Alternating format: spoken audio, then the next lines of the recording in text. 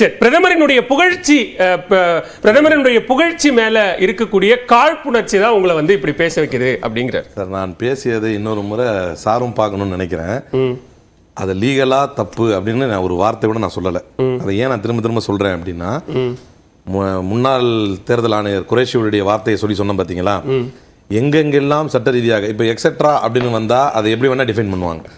சட்ட ரீதியாக எது தப்போ அதற்கு நீதிமன்றம் சென்றிருக்கிறோம். எங்களுக்கு யாரும் சட்டப்பாடம் எடுக்க வேண்டிய அவசியம் இல்லை. சரி, ஏன்னா ராஜஸ்தானுடைய தேர்தல் பரப்புரைக்கு எதிர்த்து அவர் மீது நடவடிக்கை எடுக்க வேண்டும் என்று எங்களுடைய மரியாதைக்குரிய தலைவர் செல்வ பெருந்தகை அவர்கள் உயர்நீதிமன்றத்தில் வழக்கு தொடுத்து அது லிஸ்டிங்கே வரல, ஈவன் நம்பர் கூட ஆகலை அப்படின்னு ஓப்பன் கோர்ட்டில் சொல்லி பிரைம் மினிஸ்டர் ஒரு பார்ட்டிங்கிறதுனால அதை நம்பர் ஆக மாட்டேங்குதுன்னே பேசி ஜனநாயகத்தினுடைய போக்கை நீதிமன்றத்துக்கு முறையிட்டு இருக்கிறோம்.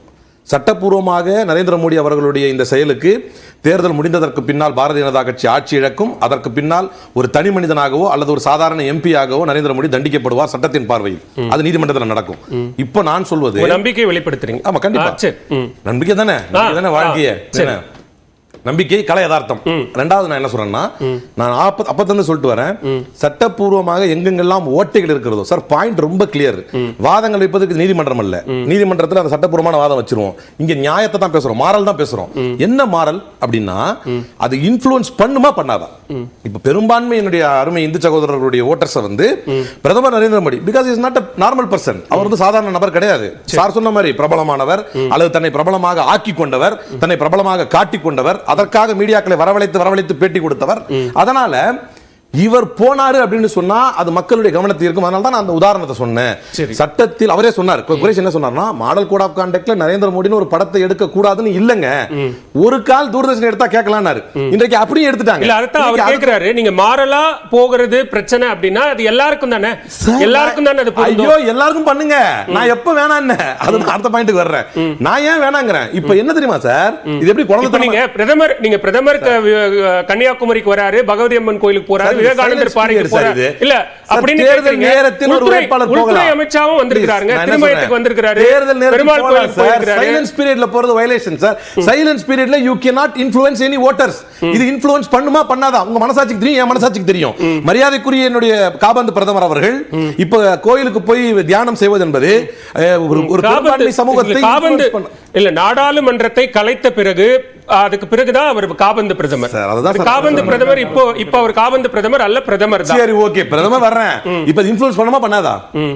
ஒரு அச்சம் உங்களுக்கு இருக்கான்னு கேக்குறாங்க சார். இது அச்சம் இல்ல சார், சட்ட ரீதியா தயவு செஞ்சு நீங்க என்ன முன்னுதாரணத்தை விட்டுட்டு போறீங்களோ. இப்ப சொல்றீங்க பாத்தீங்களா, நாங்க கேதார்நாத் போகும்போதே கேட்கலையே அப்படின்னு. ஒருவேளை கேதார்நாத் போகாத கேட்காதனால தான் இப்ப இங்க வரீங்க. குமரகுரு ஒரு கிளாரிட்டி கேக்குறாரு, என்னன்னா நீங்க மாரல் பேசுறீங்களா லீகல் பேசுறீங்களா? மாரல்னா மாரலுக்கு வாங்க, லீகல்னா லீகல். நான் மாரல்ல தான் சார் நிக்கிறேன், நான் மாரல்ல தான் சார் நிக்கிறேன். உங்களுக்கு ஒரு கொஞ்சமாவது மனசுல வந்து கொஞ்சம் கன்னியாகுமரி, இந்தியாவினுடைய கடைக்கோடி கன்னியாகுமரியில 3 நாட்கள் அமைதியாக அமர்ந்திருப்பது என்பது உத்தரப்பிரதேசத்திலும் பீகார்லயும் மேற்கு வங்கத்திலும் பஞ்சாப்லயும் தாக்கத்தை ஏற்படுத்தும் இந்தியா கூட்டணி அச்சப்படுதா? அமைதி என்பது அது ஒரு வகையான பரப்புரை என்பது எங்கிருந்து நான் சொல்லுவேன்னா, அபே ஃபாக்ஸ்மேன் என்கின்ற ஒரு one of the survivor of holocaust, ஹாலோகாஸ்டினுடைய சர்வைவர் சொன்னாரு, இந்த ஆஷ்விச்ல இருக்கக்கூடிய இந்த ஹாலோகாஸ்டினுடைய செவர்கள் இருக்குல்ல, இது வெறும் பிரிக்ஸ்லால கட்டப்படல, மாறாக அவை வார்த்தைகளாலும், with words and absence of வேர்ட்ஸ்னர். நீங்க ஆப்சன்ஸ் ஆஃப் வேர்ட்ஸ் வந்து சாதாரண நினைச்சிட்டீங்களா? ஒரு இடத்துல போய் நீங்க அமைதியா, ஏன்னா பேசி பேசி பேசி பேசி பழக்கப்பட்ட ஒரு மனிதன் 2 நாளா பேசாம உட்கார்ந்திருக்காருன்னா சத்தியமாக அது ஒரு பிரச்சாரம் சார். அது இது கண்டிப்பாக மக்கள் மத்தியில் தாக்கத்தை ஏற்படுத்தும். இந்தியா கூட்டணி ஒரு விஷயத்தை சொல்லிக்கிட்டே இருக்குது, பிரதமர் மோடியினுடைய அலை என்பது இல்ல, பிரதமர் மோடிக்கான அந்த செல்வாக்கு என்பது குறைந்து விட்டது, நீங்க 2019 கட்டமைத்த பிம்பம் என்பது இப்ப இல்ல அப்படின்னு தொடர்ச்சியா சொல்லிக்கிட்டே இருக்கிறீங்க. இந்த அமைதியே உங்களை டிஸ்டர்ப் பண்ணுது. அதுக்கு தான் சார் செய்யறாரு. அதுக்கு தான் யோசிச்சு பாக்குறாரு என்ன பண்ணலாம். தேர்தல் பரப்புரை நம்ம எதை பேசினாலும் நமக்கு தெரிந்த வன்முறையை தான் பேசுறோம், நமக்கு தெரிந்த மதத்வேஷத்தை தான் பேசுறோம். இப்ப சார் சொன்னார்ல, கர்நாடகா தேர்தல், தெலுங்கானா தேர்தல், நாங்கள் இப்போது பேசிக் கொண்டிருப்பது அவசர கதியில் மாற்றப்பட்ட தேர்தல் ஆணையர்களை நியமிக்கும் விதிமுறைகளை பற்றி. அது மாற்றப்பட்டதற்கு பின்னால் நியமிக்கப்பட்ட ஞானேஷ்குமாரும் சுக்பீர் சிங்கும் நியமிக்கப்பட்டதை பற்றி. 370 ஆர்டிகிள் அப்ரகேட் பண்ணி 2 ஜம்மு அண்ட் காஷ்மீரை பிரிப்பதற்கு வேலை செய்த ஞானேஷ்குமாரையும், ஜேபி நட்டாவுடைய ஹைவேஸ்ல வந்து செக்ரட்டரியா ஒர்க் பண்ண சுக்பீர் சிங்கையும் உடனடியாக கொண்டு வந்து சீஃப் ஜஸ்டிஸ் ஆஃப் இந்தியாவை நீக்கிட்டு வெறும் பிரைம் மினிஸ்டரும் லா மினிஸ்டரும் அப்போசிஷன் பார்ட்டில போடுறீங்க. அதிரஞ்சன் சௌத்ரி என்ன கேக்குறாரு, 12 பேருடைய லிஸ்ட 10 நிமிஷத்துக்கு முன்னால கேட்டு அவங்களே முடிவு பண்ணிக்கிட்டாங்கன்னு. நீங்களே தேர்தல் ஆணையர்களை முடிவு செய்து என்ன, நான் give me one good reason. Arun கோயலுடைய நியமனத்தை உச்சநீதிமன்றம் ஏன் கேள்வி கேட்டது? அதுதான் முனவர் பாஷா சொல்றாரு, நீங்க உங்களுடைய தோல்வியை இப்பவே ஒரு நரேட்டிவா செட் பண்ணிக்கிட்டே வரீங்க.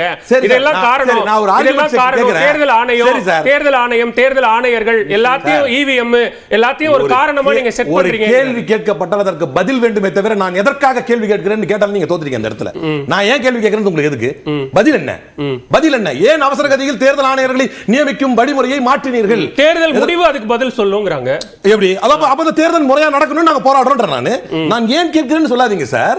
உனக்கு தான் வலிக்காத, நான் உன்னை அடிச்சா பரவாயில்லைன்னு கேட்காதீங்க சார். எனக்கு வலிக்குது வலிக்கிற அப்பாற்பட்டது. நீங்க அடிச்சா நான் கேள்வி கேட்பேன். நீங்கள் அடிப்பது வயலன்ஸ்ங்கற நான், நீங்கள் அடிப்பது சட்டவிரோதம் என்கிறேன் நான்.